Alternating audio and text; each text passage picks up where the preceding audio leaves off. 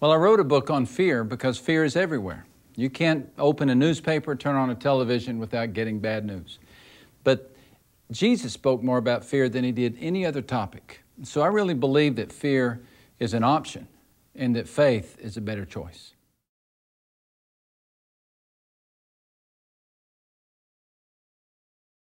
I think people are afraid they don't matter.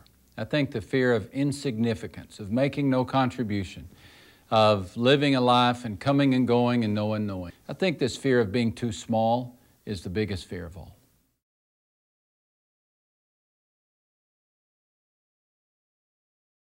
Fear overtakes other emotions because it's the default emotion. It's what comes natural. Faith is the emotion that demands a decision. By nature, we're fearful people. We have to decide to have faith. We have to choose to have hope.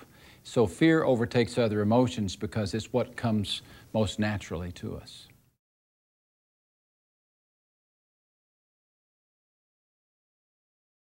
Fear can hamper our relationship with God in the sense that it causes us to question the goodness of God, question the existence of God. Fear hampers our relationship with others because it turns us into control freaks, turns us into mean people. If we can control one part of our life, we feel like it's going to eliminate fear. It doesn't work that way, and it hampers our relationships.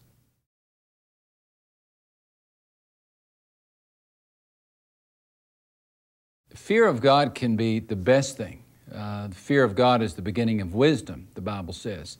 Now, when the Bible talks about fear, the better word is reverence, a respect, an awe.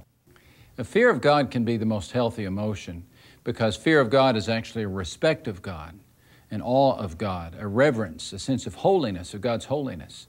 And so our fear of God places us in a posture where we understand how great God is and we depend on Him. So the fear of the Lord, for that reason, is the beginning of wisdom.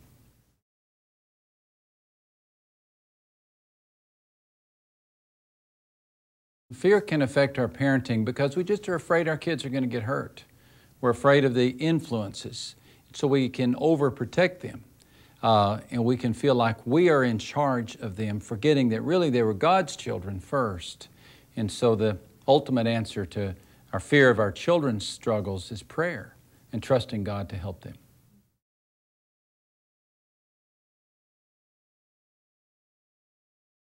Facing death without fear can only be done if you know somebody who's defeated death, and that's why the Christian hope is so valuable.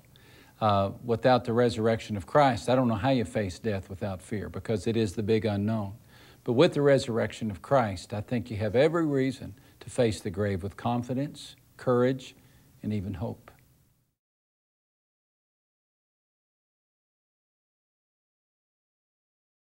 The person who's facing financial fears needs to remember that times like this come. It's just a part of living in a world that depends on an economy. But our ultimate hope is not the economy. We trust in God, and He gets us through times of any type of fear, even financial fears.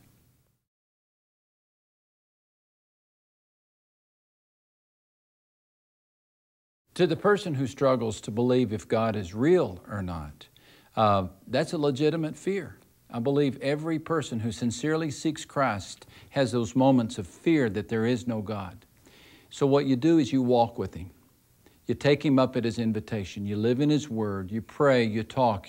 You believe like He is there, and you live like He is there. And then you really discover if He's there or not.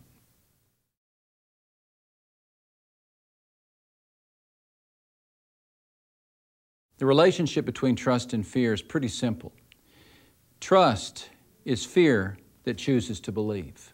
It's not the absence of fear, but it's a facing of fear with faith that results in a deeper trust.